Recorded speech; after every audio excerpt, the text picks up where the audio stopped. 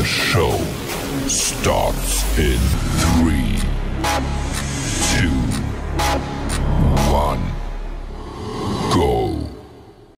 Good morning, CaneSport. It's August the 4th, 2022. I'm Gary Ferman, the publisher of CaneSport.com, joined as always by our managing editor, Matt Shodell, as we discuss the news of the day, presented as always by LifeWallet, where the time is now to take charge of your personal health. And Matt, we've been busy the last 24 hours since we last did this show, and going to continue to be so. And those of you that like to read stories and like content, there's going to be a steady stream of them coming here these next several days because we've got a lot of them, and a lot of really interesting stories. And I've got a few of them that we're going to talk about today. And Matt, let me start with a story on the website this morning about John Campbell, because I think he's one of the more interesting stories on the team right now, purely because of the level of compliment that Mario Cristobal threw his way in his press conference the other day, which I thought was just absolutely stunning, the way that Mario spoke about John Campbell. And I'm looking it up here. And I mean, basically, Mario says that we expect him to be one of the best players in the conference and eventually the country. Now, you know, John Campbell is a guy that's been in the program now. I think he's going into his 4th year in the program. He's, you know, struggled along the way, you know, maybe hasn't given the greatest of effort that he could have at times. And it's just been another guy in the offensive line room. And Mario Cristobal and Alex Mirabal, they come through the door into the program. They look at his athletic ability and they say, we can mold something out of this. You know, we can turn John Campbell into a decent football player. And they have set out to do that since they arrived. And now with Zion Nelson on the injured list to start training camp, they've taken John Campbell, Matt, and they have made him the first team left tackle, the most important position on the line, the position that will have to protect the franchise, Tyler Van Dyke's blind side when the season begins. And I don't know about you. I find that to be a stunning development. Your thoughts? Well, do you think Mario Cristobal really meant it, or was more to be inspirational to John Campbell? Like, you can suggest that Mario's not being truthful. You will not hear me do that. Okay, well, my point is this. A great coach recognizes you can't treat everyone the same way. I know they're going to tell you they treat everyone the same. They don't. Some guys you need to get in their face and yell at them, and others, maybe a John Campbell who's very quiet and reserved by nature, who can go into a shell, who was very depressed when he got hurt and, you know, maybe is questioning himself a little bit. Why wouldn't he be? He struggled times he's gotten a few starts here and there at 3 different positions, mind you. No fault of his own, but maybe he needs a little pick-me-up. Maybe he needs to hear a coach say, we believe in you. You're this good. Now live up to it. And that's what Mario Cristobal did publicly. Now, I can't imagine in his heart of hearts that Mario Cristobal doesn't think there's probably 4 or 5 linemen, Jalen Rivers included, who might be a little better than John Campbell. DJ Scaife, I'm thinking, also perhaps. But he saved that praise for John Campbell, and he was not effusive about any other player to any extent that he was to John Campbell, which means to me 2 things. A, I think he wanted to give John Campbell a pick-me-up, and B, he knows how important it is that with Zion out and no direct timetable to return, John Campbell has to step up. They don't have a choice. There is no other left tackle, true left tackle on this team. I'm not even sure John Campbell is a true left tackle, but maybe he can be. And I think in his heart of hearts and dream of dreams, Mario hopes John Campbell will be a great left tackle. Does he have the potential to be? Sure. Is he now? No. Did Mario Cristobal say he is going to be and thinks he is? Yes. You know, this isn't an alternate reality. This is Mario Cristobal doing what coaches do. Guy needs to pick me up. Guy needs to hear that he's good enough. Guy needs to hear that, hey, we believe in you, even though you didn't practice once in the spring. Missed all last year. The only chances you've gotten, you've somewhat faltered. We know you're an All-American, buddy. Love it. Love it, because that's a coach saying, I recognize who this guy is and what he needs. Doesn't matter if it's true to us or true or not true in reality. Doesn't matter. now I'm starting to see why the millions and millions of people out there that just they can't get their day started without a little Matt Shodell. They hate me. They hate me. What are you talking about? No, it's like if you miss a day or you're on vacation for a couple of days or something, these people go crazy. Where's Matt? Where's Matt? We love Matt. That's because they like to pick on me. Nobody is a Matt Shodell fan. I remember I had a fan club with like 2 people. I was worried they're actually going to show up at my house one day. I got some added bodyguards. Those people aren't even there anymore. Those 2 people who like seem to actually like me, they disappear, man. Poof. They're gone. I can't remember the name of the club they came up with. Whatever it was, I don't even remember anymore. It's gone. There's no Matt Shodell fan club at all. You're just remembering this from outside on your sidewalk. Listen, the only YouTube responses I get nowadays are how miserable I am, how negative I am. I think I loved reading the post yesterday that somebody loves me because I bring clouds on a sunny day. That was a great one. That's why he loves me, because that's me, man. That is me. Well, I'm not going to dispute it. That is me. That is me. Getting back to what I need Mario Cristobal to tell me how great I am. That would make everything so much better. But he saves it all for John Campbell. I'll work on that. We'll see if we could get that done. But no, I mean, getting back, let me try to remember what I was getting to here. What are you drinking? What is that white stuff? It's like the leftover kombucha from like 3 hours, 3 hours ago last night that I was drinking. That's just sitting here. Just added some ice to it. Kombucha? like before I went to bed, I was drinking this. It was here, so I put some ice in it this morning, and bam. What is kombucha? I don't think it's actually It's sambucha. I don't. People are gonna start making fun of me. I like to have ginger drinks because I'm that kind of person. I'm an old person. My grandfather used to eat prunes every morning. This is like the prunes for the modern day. Kombucha, I think it's pronounced Kombucha. It's a fermented, lightly effervescent, sweetened drink that supposedly has health benefits, but make people negative and make people say everything's going to be bad. Maybe that's the problem. Maybe I should stop drinking this so much. Hey, you know what? I could sit here and make fun of you. That looked really ratchet. I mean, it looked really, really, really bad. Yeah, but just add some ice. Add some ice to a fermented drink. Fermented drinks don't go bad. It's like when you go to Mexico, right? They say don't drink the water unless it's alcoholic beverage. The ice in the alcoholic beverage, the alcohol will kill everything. That's this. It's fermented. It kills everything. There's nothing that can hurt me in this. Did you watch the Goats Bernie Kosar interview with Roy Firestone? When I was abroad, I did actually watch part of it. Yeah, I didn't watch the whole thing, but I watched part of it. I by the way, for fans out there who are upset I didn't watch the whole thing, I will. You guys have no idea out there how busy we've been. Yeah, we've been ridiculous. It's been insane ever since I stepped off the plane. Yeah, you guys have no idea. We've been busy, but what I'm getting at here is I've been pretty close to Bernie through the years, and we've stayed friendly. And the transformation of Bernie Kosar since he started doing these intravenous, crazy, holistic treatments and stuff that he does is absolutely unbelievable. I mean, it's like it has totally changed his entire life.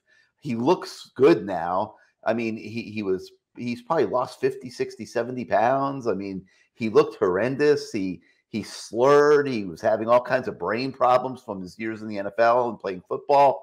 All that's gone. He's eloquent now. He can have a real conversation. So it's like we can make fun of what Matt's drinking, but the truth of the matter is that there's a very good chance that it's the fountain of the youth, man. I mean, it's like, who would ever thought that putting an IV in your arm and having vitamins and nutrients and stuff pumped into your body could transform you the way I mean, I would dispute. I mean, I would question whether it works or not, but I'm looking at what it's done for Bernie, and I'm like, I want a rundown, man. I want a list of exactly what he did. And it's funny. I was away last week, and I ran into somebody we were in Cozumel, Mexico, and this woman was going to get an IV treatment in Cozumel, Mexico. I'm saying, why are you doing this in Cozumel, Mexico? And she sort of, I got this greatest guy here in Cozumel, Mexico. I come here and get my IV treatments, every month. And we're not going to get into the healthcare system in America, but you can go in Europe, for instance. We needed a prescription. The pharmacist gives you the prescription in Europe. You pay, I don't know, 40, 50 bucks. Right. And they literally just give you the medicine and they'll give you whatever you want. Right. Yeah. And a lot of the stuff here that's, not over the counter there, you just buy it and it costs nothing. People actually go overseas and buy tons of, I don't know, steroid creams and this and that. There's crazy. It's crazy. It's we've got a guy actually. I just met with him recently, and I've got to figure out whether we're going to do it or how we can do it or whatever. But there's a Canes fan who has created one of those rub-ons that you like if you're sore or and you rub it on and it kind of numbs it and makes it feel better and takes away your pain and that kind of thing. And it's got the TBC oil in it. That's one of the ingredients, and he swears and I've tested it a few times. I mean, from all the typing we do and stuff. I'm starting to develop a little arthritis and stuff, and I'll rub the stuff on it, and it actually works. It's like you don't know what's going to work, which brings me full circle to that ratchet looking stuff that you're drinking this morning. And it's like, yeah, I want to tease you. I want to joke about it. I had no clue what it was. I've never heard of it. You explained it to us. And, I want to just totally ridicule you to death in front of your millions and millions of fans here on Good Morning CaneSport. But the fact of the matter is, we don't know what the heck works and what doesn't work. And people are trying all kinds of stuff in today's world. It's actually kind of interesting. But getting back to what I was saying at the beginning. Well, I mean, you know all about it because when you were growing up, there was a snake oil salesman outside the door with the horse. Yeah, I'm skeptical about everything. Like, I think everybody's full of crap. I mean, trying to make fun of your age, but it doesn't seem to work. Okay, no, moving on. No, but what I'm saying is, I think everybody is full of garbage. I think everybody's selling snake oil. And most of them probably are. I mean, all this garbage that you see advertised online and on TV and stuff. That stuff's not FDA approved. People just create stuff. One of my kids has a friend who's freaking becoming a millionaire selling people all kinds of crazy crap on the internet. All kinds of potions and different things that you have no clue what they really even are. I just want to make it clear: the FDA has not approved Gary Ferman's message in this advertorial. Well, let me get back to my real message. And my real message is for some CaneSport posters appointment. That is not an FDA approved regimen yet, Gary, and the alleged wants us to promote it on Good Morning CaneSport. So we will see, but we'll go the mile for Canes fans. We will. But anyway, getting back to what I was saying, I really you were really eloquent, and I actually agreed with what you're saying.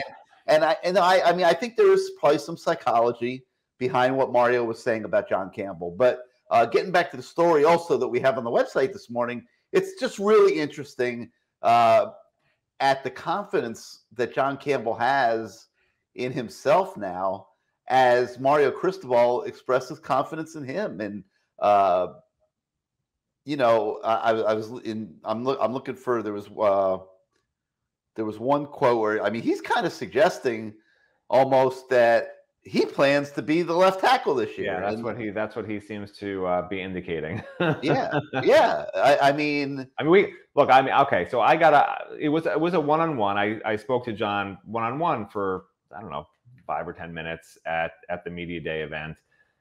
And that he certainly, he's quiet, he's reserved. He's not any different than he was when we talked to him in high school. He hasn't gotten boisterous and loud.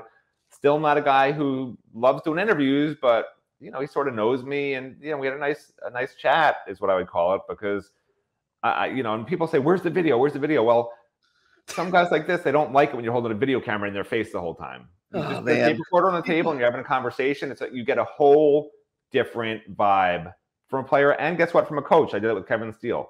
It's different, and I know you guys out there love having the videos and clicking on the YouTubes for free and getting all the videos, but it's just different. I mean, I've done this for a long time. Gary, you've done it a long time. It's different when you have a tape recorder sitting on the table and they almost forget it. They almost forget it's there, and they've known you for a while. And since they're being recruited, pretty much, that's what we cover them. Yeah, we try to do video at least a fair amount of the time, because we're in a visual world today and people like the videos. Which is too bad with some of them, because you really do get a little more. And there's group situations where, of course, you're going to do video. I mean, there's no reason not to in a group because everyone else is. But one-on-one, I find, honestly, one-on-one, tape recorders, you get much better interviews than videos. I'm not quite sure why, especially because some of these young men, they're sort of used to the video stuff growing up and doing TikTok and this and that. But I think they get a little nervous. What if I say the wrong thing? It's on video forever. You know, I'll be embarrassed forever, because that's what happens, right?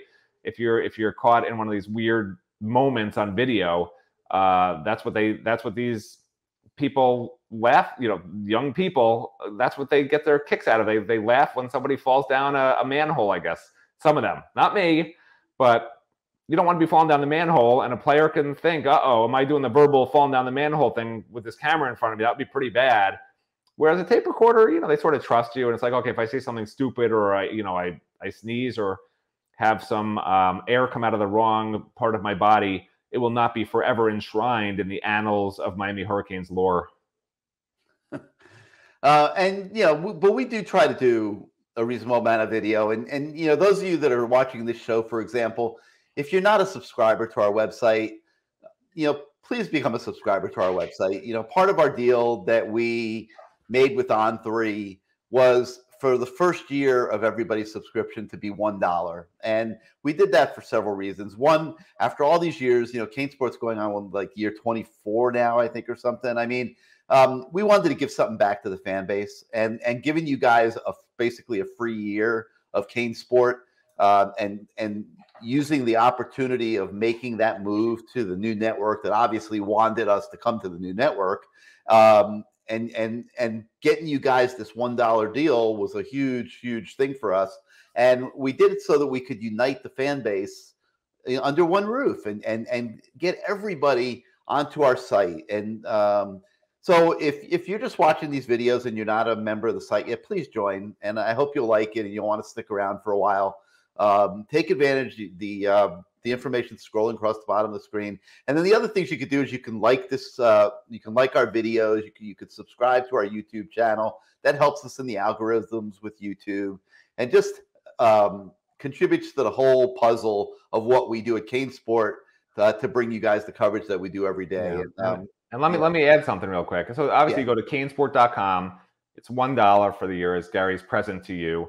Not my present to you, because I'm getting paid $1.99 a year, so I get the extra 99 cents. But I will say this: I just Googled while you were talking. I Googled what can you still buy for $1, and you know what you can buy for $1, Gary?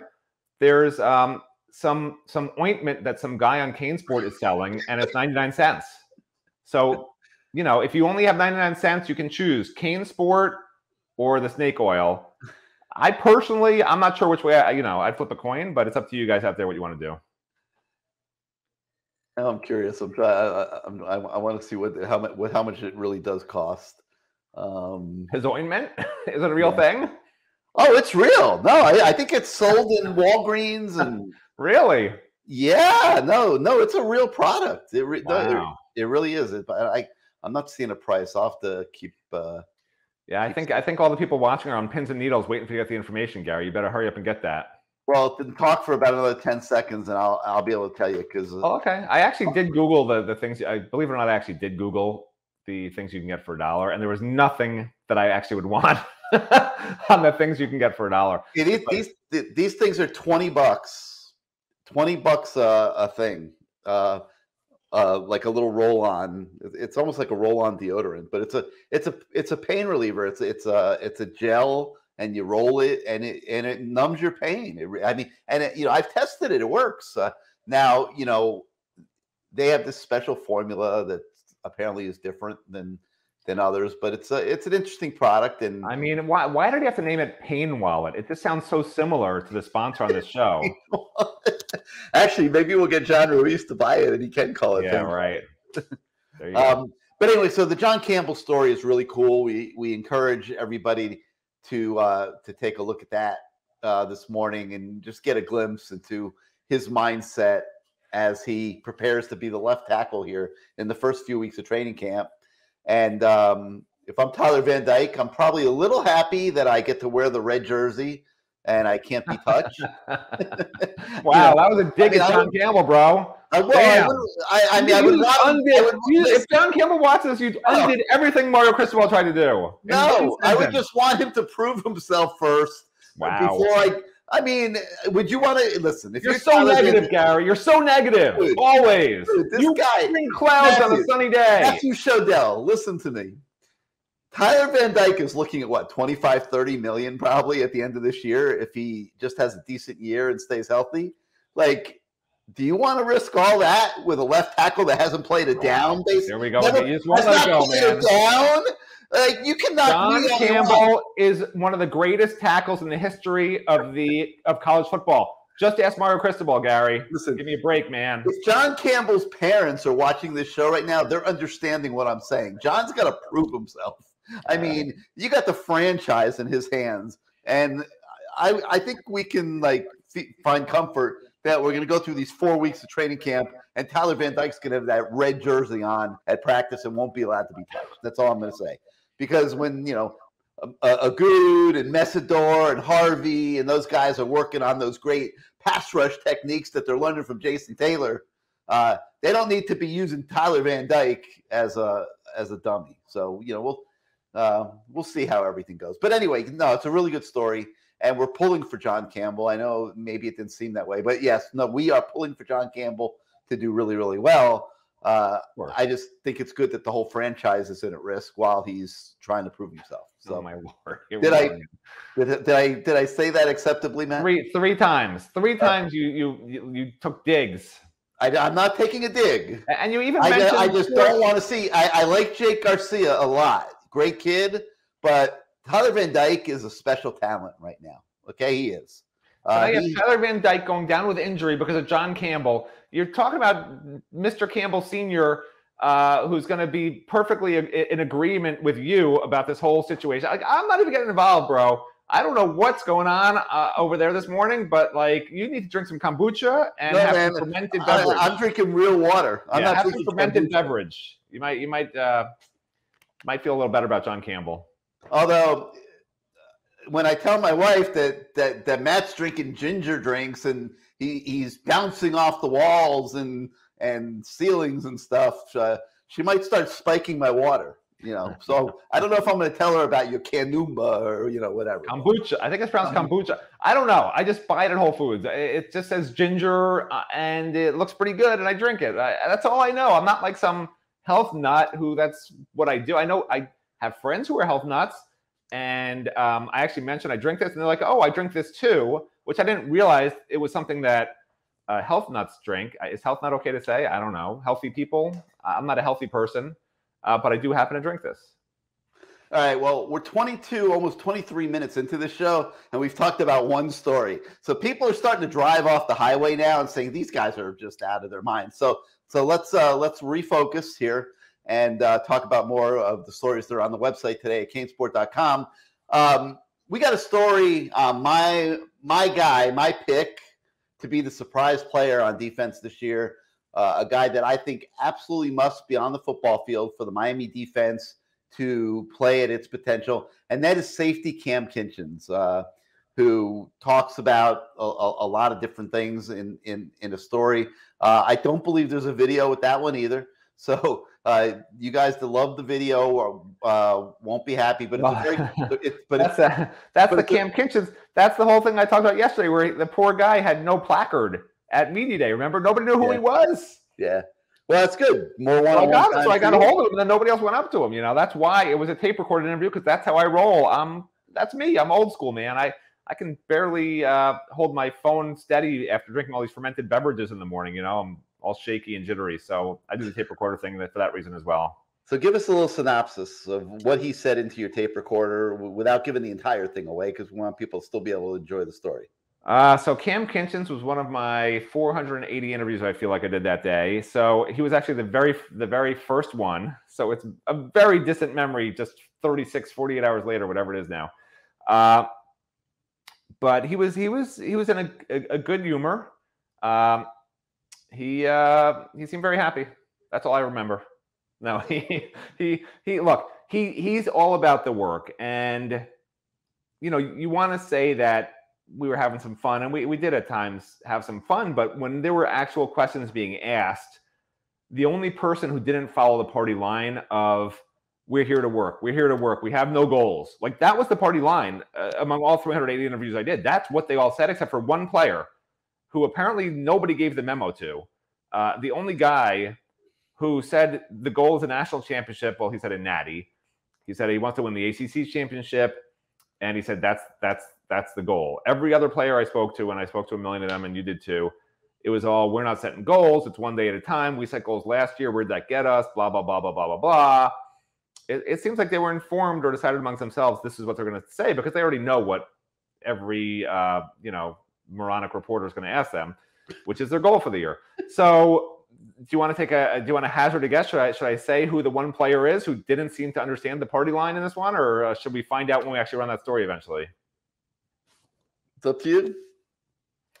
I mean, I think we'll wait. All right, we'll wait. Well, listen, if fans refrain today from posting about what a horrible person I am, in tomorrow's edition, I will reveal the Lone Ranger, or in this case, what we call him, the I have to come up with another name. He's definitely alone because he was the only one who said this stuff.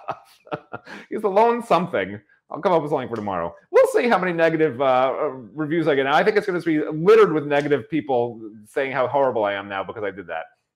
All right, we've also got a story today, and this one is with a video because I took charge of it.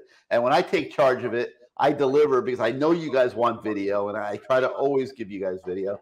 And this one's on Mitchell Agood, and really another one of the more interesting stories. I mean, this is a guy that went to junior college first. Then he goes to UCLA, has a ho-hum first year at UCLA, did a little bit better last year, but had 1 year of eligibility left and just felt like he needed a change, just wanted something different to try to maximize his potential. Comes across the country to Miami, and all of a sudden Mario Cristobal hires Jason Taylor to be a mentor to him. I mean, and what a unique opportunity, what a cool opportunity. And it was the first time that we really had a chance to talk to Mitchell Agood for an extended period of time. And I found the guy really interesting, and you guys could watch it and see what you think. I thought that he was a really cool guy and has a really good attitude and on his shoulders and is just ready to work his butt off and make himself the best player he can be. And you can win with guys like that. So I think you guys will enjoy the Mitchell Agood story that's on the website this morning. We also have a story with Will Mallory. Another really cool one. Yes, there's a video on that one because I took charge of that one as well. And hold on. If I keep you away from everybody, like what, Gary? Tell the truth. If I keep you away from everybody, they get their videos, man. Like they get their videos with every story. If I just take charge of it all, you can be all the fake news you want. Which I as much as I want to say you always do that with fake news, it's very rare. But in this case, it really is fake news because I spoke to him with my old school tape recorder, and you did a separate interview on video. So we both combined in that particular instance. There's going to be stuff in that story that's not on the video, is what I'm trying to say. So don't just watch the video for those of you out there. Also read the story. With all these stories, hold on. I got much better stuff. I got much better stuff than Gary got because he wasn't so nervous being on camera with Gary peppering him with questions. It was a nice, pleasant. Oh, no, he wasn't nervous at all. Wait till they watch the video. The video is cool as hell. Let me tell you something. Will Mallory is a cool dude, man. Will Mallory is the kind of guy that you want if you have a daughter, like you want your daughter to marry Will Mallory. He's such a nice kid and has such a good head on his shoulders. And it was funny because we're talking, and of course he comes to Miami to be a football player, and he's going to make the NFL and all that. Well, he's had a lot of ups and downs these first 4 years, and he's come to realize, like, man, I better take life seriously and start building a career for myself. So he's getting his master's degree, and I forget the term. It's physiological, whatever. I'm like, well, what the hell is that? And basically he says, he wants to be Aaron Feld and David Feely. He wants to be a trainer or whether it's strength and conditioning or whatever when he's done playing football. I mean, obviously we'd like to play in the National Football League, but whenever football is done for him, he's trying to set him up. He's trying to set himself up for his career. And he's taking advantage of all this time at Miami to get a free education And now he is going to graduate school and getting his master's degree. And I thought that was cool as hell. We talked about that a little bit. He agreed that he's going to be the personal trainer of Matt Shodell after the season and get Matt in shape. Because, you're only seeing Matt from the neck up on this show. The truth of the matter is he's fat as hell, and he could use a little Will Mallory training. I mean, you really have no sense of personal boundaries at all, or really political correctness at all. No, anyway, I'm just playing. Will I'm Mallory, the one who needs to lose 20 pounds, not you. Will Mallory. I'll make some fun of myself. Yeah. I ate and drank way too freaking much last week and gained about 10 pounds on my vacation. And I'm the one that needs the Will Mallory. Listen, you can have your daughter can marry Will Mallory and live in poverty and I don't have a daughter. If I had a daughter, I would want her to marry Will Mallory. Let me finish. My daughter's marrying Jaleel Skinner, and we're going to be living in a freaking castle, man, out in Scotland because I got a first rounder in the family. You got a guy who's probably going to be undrafted. So, who's smarter, Gary, you or me? Definitely you. Definitely you, no doubt. But the Will Mallory story, getting back to the point, is really, really, really good, and I think you guys should check that one out as well. All right, we got a few more things to talk about on this wonderful show this morning. But I hope nobody's watched this show. I really hope nobody. Let's regroup. Let's let Matt. Let's let Matt take a few more swigs of his jungle juice. I'm gonna take a few swigs of my spiked water with ginger, and let's hear from our friends at Life Wallet.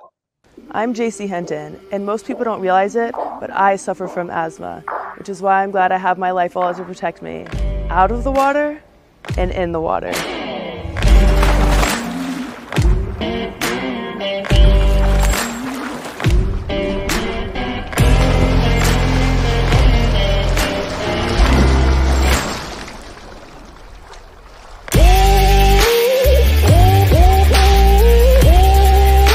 You don't have to hold your breath.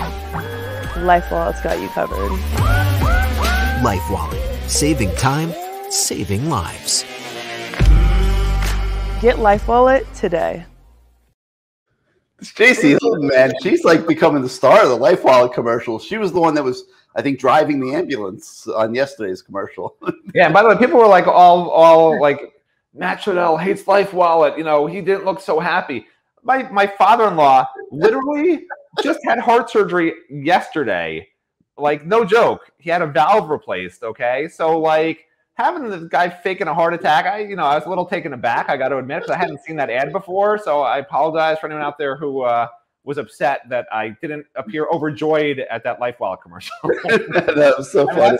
That's the truth. There were actually a couple comments like that. It was pretty funny. But no, I mean, these commercials are meant in fun. They're not meant to like be offensive to heart patients and stuff. But I hope not. I mean, that would be a very bad way to market something. They're so creative. Like, I think they're creative. I mean, I wish they made them all horizontal. I don't like the vertical ones because we don't get blocked, and I don't like to be sitting at the left side of the commercial or whatever. But I mean, these are cool commercials and very creative visually that they're coming up with. So I kind of consider them part of the fabric of the show at this point. They're kind of fun.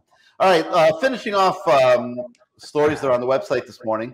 There's a few recruiting stories. One on Damari Brown, and Matt, I thought this one was really interesting. Zuby Charles, our new writer, had an interesting interview with Damari, and he basically said that he's not looking to follow in his dad Selwyn's footsteps. Now, you might read into that and say, "Oh no, that means he's not going to be a Miami Hurricane." There's still a decent chance he's going to be a Miami Hurricane, but he doesn't want to make the choice just because his dad went to Miami. He wants to make the choice because Miami is the best place for him, and that puts the onus on the coaching staff in how they recruit him and cultivate the relationships and all that. And they're doing a pretty good job. But do I think it's taking a little longer than they would like? Yes. Do I think there is a chance that Damari Brown goes somewhere else? Yes. But I think the story's interesting, and I think you can't knock a kid that wants to make a name for himself and not necessarily be the successor to his dad, or or whatever. Let me tell you. Look, Zuby does a great job. If Matt Shodell does the interview, Damari would have committed already. Obviously, no, I'm just kidding. But I will say this, and this is interesting because, yeah, you're doing a story on Damari Brown, but there's a whole, back. I don't know if it's backstory, what the word is. There's a whole sort of momentum building to try and get Heritage and IMG kids to Miami, and the Heritage push is in part being propagated by Daryl Porter Jr. being here. And I actually talked to him about Heritage and the issues at Miami. And the year he chose West Virginia, Miami would have wanted him, would have taken him, but Miami had just finished 6 and 7 in the heart of his recruitment the year before. He wasn't coming here. And now he's back, and he's back. He always wanted to be here. His dad's here. His dad coached him all grown up, coached him at Heritage as an assistant. And he always wanted to be here, but he wasn't going to be developed here. And he said all Miami has to do is show they can develop kids into NFL players. And I think the Heritage kids, the Mark Fletchers, the Damaris, all these guys, all they need to see and all Miami needs to do to get that pipeline going, because those kids want to stay home. As much as some fans think, we'll never be able to get all of them because Georgia, Alabama, Ohio State, et cetera, all Miami has to do to keep them home is show they can get guys into the first round of the NFL draft. That's it.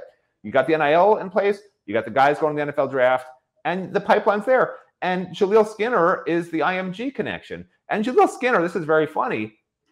He says that he spends an hour at a time just talking with Mario about recruiting. Like, Jaleel Skinner loves recruiting. He's like a fan. Like, his passion is recruiting. Some people play chess on their free time. That's what I do. Some people play, go to the movies on their free time, go bowling. Jaleel Skinner goes on the internet and retweets recruits and reaches out to recruits and follows recruiting. And that's like his thing, man.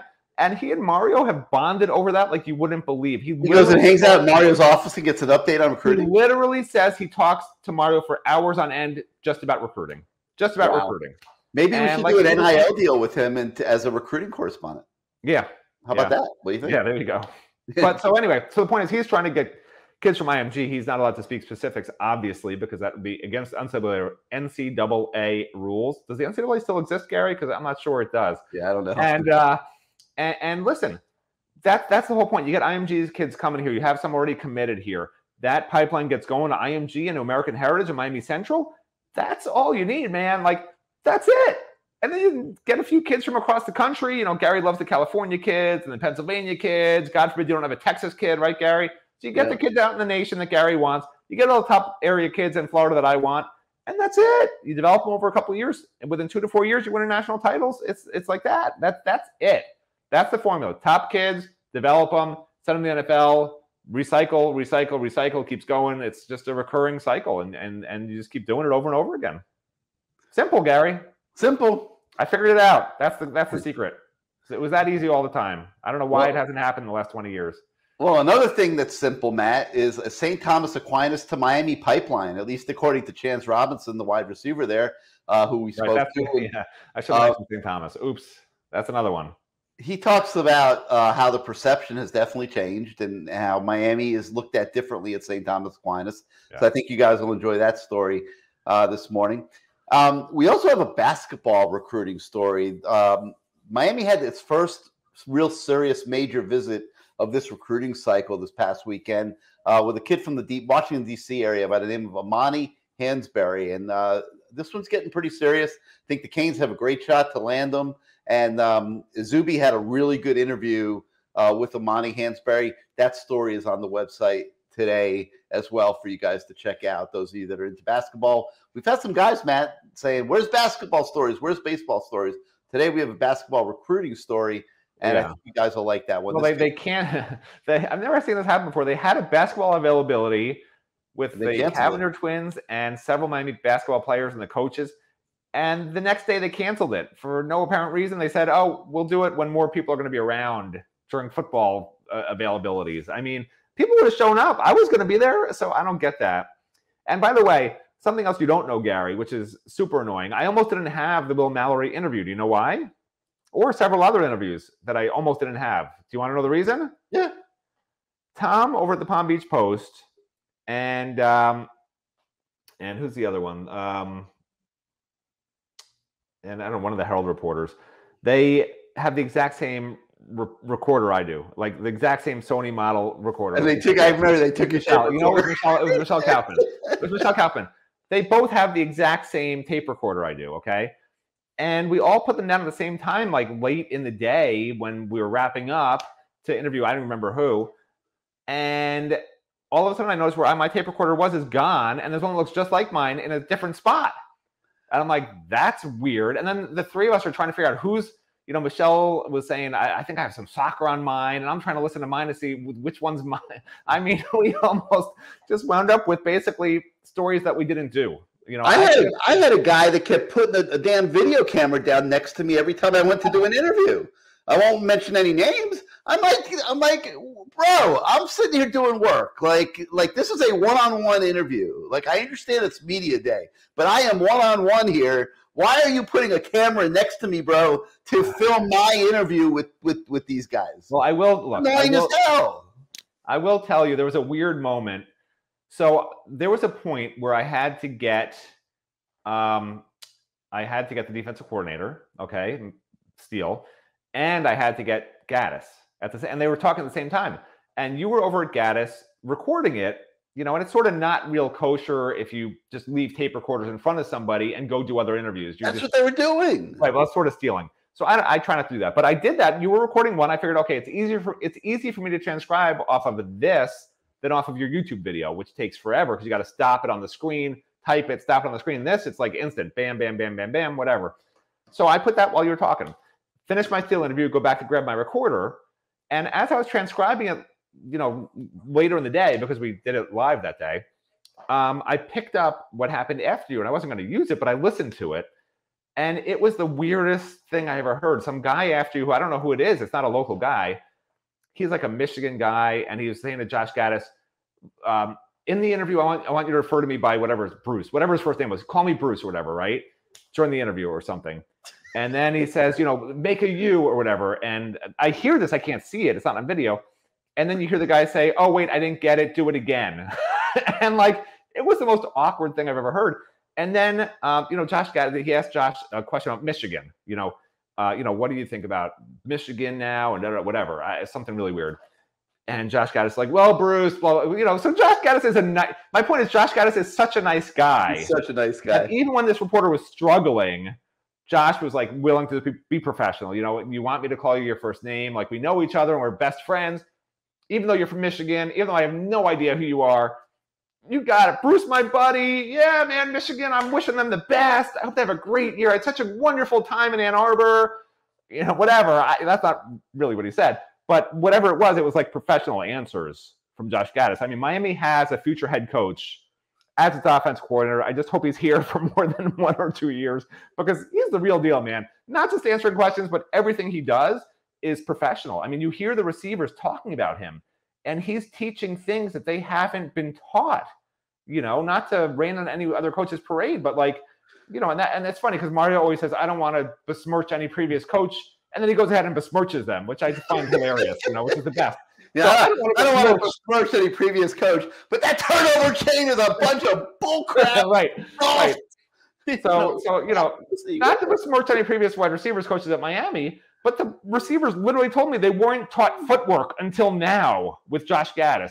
They weren't taught what they need to do with their hands until now. It was a little disturbing, honestly, to hear some of the receivers say what they had not been taught. And so anyway, my point is Josh Gaddis, great guy, willing to work with reporters no matter where they're from. And I think this team, as negative as I am, I think the offense will be really good. And I think the defense will be better than it was. And I think Miami will win 9 to 10 games. Okay? That's just me. Call me crazy. I'm so negative. Sounds about right, in my opinion. Yeah, I mean, listen, I don't know why everyone thinks I'm so negative. It's because of these little nitpicky things that I have, I guess, that, you know, I'm not willing to say that, look, things are never as good as they seem, and things are never as bad as they seem, except if it's the 2001 Miami Hurricanes or the Miami Hurricanes team that lost to FIU.